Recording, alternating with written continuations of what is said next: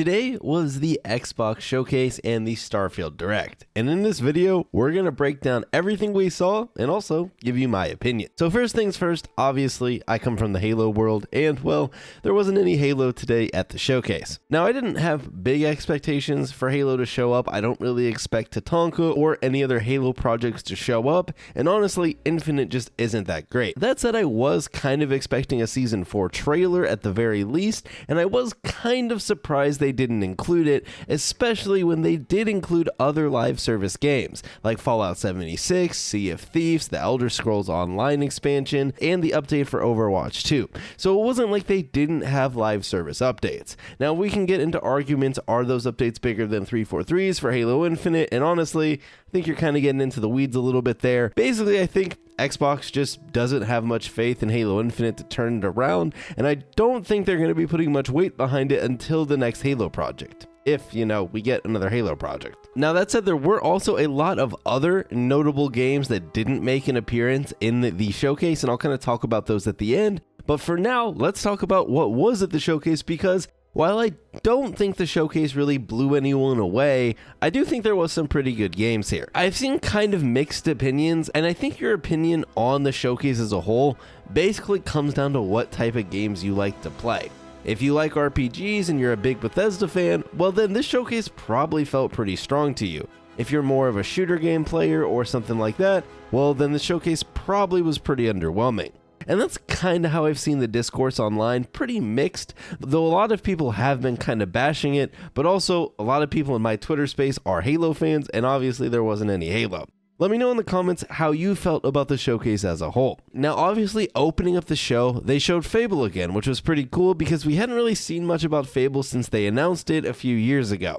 That said, they basically didn't show any gameplay. We still don't have a release date. We just basically know it still exists. So that's cool that it exists. I'm sure Fable will eventually be cool, but this trailer that they showed really didn't do a whole lot for me. Along with that, we also saw Avowed.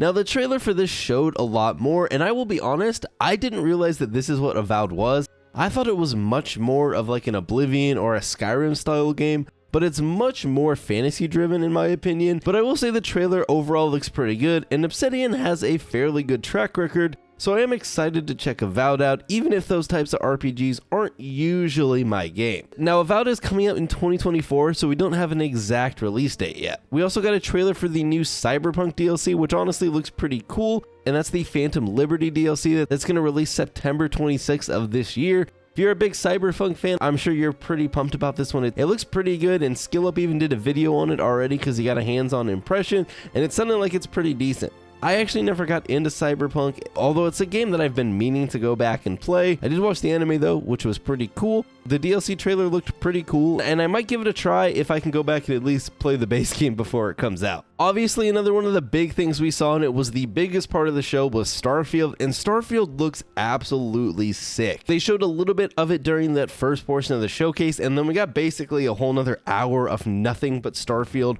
where they showed us everything, and like I said, the game looks amazing. Now, they did come out and say that the game on consoles is going to run at 30 FPS, so sorry console friends, but if you're on PC, you can play it at a good frame rate. That is kind of a disappointment that it's going to be 30 FPS on consoles, though the scope of the game does make it make a little bit more sense. Hopefully it's a very stable 30 and not a 30 that constantly dips, sort of like Redfall was. So we'll kind of see. Redfall did get a lot of flack for being 30 FPS, but it also ended up being a terrible game. So I think if Starfield comes out and is actually fun, people will probably kind of forget it. It'll probably be a little bit more of a moot point, but personally I am an FPS snob, so that's why I'll just play it on PC. We also saw a game that I'm super duper excited about, and that is Payday 3. It actually comes out this year, September 21st, and low-key, this is one of the games from the showcase that I am the most excited for, and it'll probably be one of the ones that I end up putting the most time into because it's more of my style of game. We also saw the Star Wars game from Ubisoft, which is Star Wars Outlaws. Now, we only saw sort of like a cinematic artsy trailer, and don't get me wrong, the trailer looked very cool, But tomorrow we're going to get to see gameplay during the Ubisoft show, so I'm going to hold my opinion until we see that, but it is an open world Star Wars game made by Ubisoft, which could go either way. It could either be really cool, or it could just be, you know, Ubisoft game with a Star Wars skin on it. It could go either way. I'm hoping it's more of the former and it's just a really good game. Now, Ubisoft did put out some weird tweet that this is the first open world Star Wars game, and I feel like they're getting into semantics there, because personally, I think things like the SWTOR MMO were probably open world, but I guess that's an MMO, so like I said, I think it's getting a little bit into semantics, but this will be a different style of open world game, probably more similar to their other open world games that they make, but that could end up being really cool with the Star Wars universe. So we also got to see some Forza stuff. Comes out this year, October 10th, and it's a reboot for Forza Motorsport. Not sure really why a racing game needs a reboot, other than maybe to just drop the number off of it so you don't have to keep going up and up, but it looks good. I mean, Forza games always look pretty good. If you're a fan of racing games, I'm sure you're pretty excited. I'm not really, but the trailer did have some pretty cool cars. Though I will say the start of it really did feel like I was watching an ad for General Motors, but you know, it probably was paid for by them. We also got an announcement for the black Xbox Series S, which has more space than the one that exists currently. It's fine. I don't think it's anything super cool or anything to be super hyped about, but it did come with this weird fancy trailer, so yeah, I guess if you have a Series S but you wanted more space, this might be the answer to that. Another game that we got that I'm actually pretty excited about is Clockwork Revolution. This is by In Exile, who made games like Bard's Tale and Wasteland, and this is like an FPS with this steampunk universe, and it looks really cool. Sort of Bioshocky, but they didn't show very much gameplay other than like a few guns, and they basically just said it's coming out when it's coming out, so it's probably a little bit further in the future. We also got a whole slew of Persona stuff. So if you're a Persona fan on the Xbox or the PC, you are probably pumped. If you're a Persona fan on the PlayStation, you are probably seething. So, you know, depending on what side you fall on, that's probably how it is. The creators of Persona also showcased a new game, which is Metaphor ReFantazio. I've never been a Persona fan, so these games didn't do a whole lot for me, but if you are, I'm sure they're pretty exciting. We also kind of in that same realm got a showcase for a new Yakuza game, which is Like a Dragon Infinite Wealth. Which, I mean, the trailer was kind of funny. He kind of washed up on the coast and he was naked, and it comes out in 2024, so hopefully that one is pretty good. Those I feel like were most of the big games. We are getting City Skylines 2 this year, October 24th, which is pretty cool. The first one was like a really fun city builder, so that's something to be excited about. Capcom showcased a new game called Path of the Goddess. It didn't do a whole lot for me, but maybe it did for you. We saw Hellblade 2, although they didn't show us any gameplay. That's coming out next year also. Obviously, the first game was really fun, so the second one probably will be, but like I said, we didn't see any gameplay. And then we saw a slew of smaller games, some of which caught my eye, some of which I didn't care as much. 33 Immortals is this 33-player co-op roguelike that looks pretty fun. It's made by Thunder Lotus, who made Spiritfarer, and honestly, it looks like it could be pretty fun. We saw Towerborn, which is coming out next year by the Banner Saga devs, which is like a co-op adventure. We saw this really cool horror game, which is set on an abandoned oil rig called Still Wakes the Deep. That looks pretty fun. We just got like a little teaser trailer. We saw Dungeons of Hinterberg, which comes out in 2024, and I'll be honest, I have no clue what this game is. There was like combat, snowboarding, there was like grinding a rail, there was riding a rail car, there was all sorts of stuff thrown into this one with like a cool kind of art style, so it could end up being pretty interesting. We also saw the showcase for Don't Nod's new game, which is Jasant, which is like a climbing game. We also got to see this really vague and not very helpful trailer for South of Midnight, which is developed by Compulsion Games, who made We Happy Few that a lot of people liked.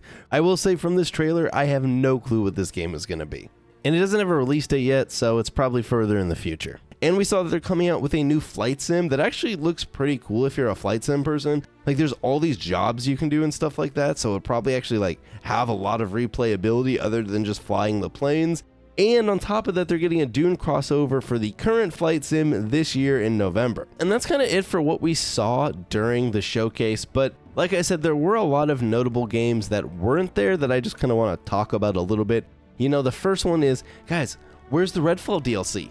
I can't believe it. I can't believe they didn't show us Redfall. I thought they were bringing it back, dude. I thought they were committed to Redfall.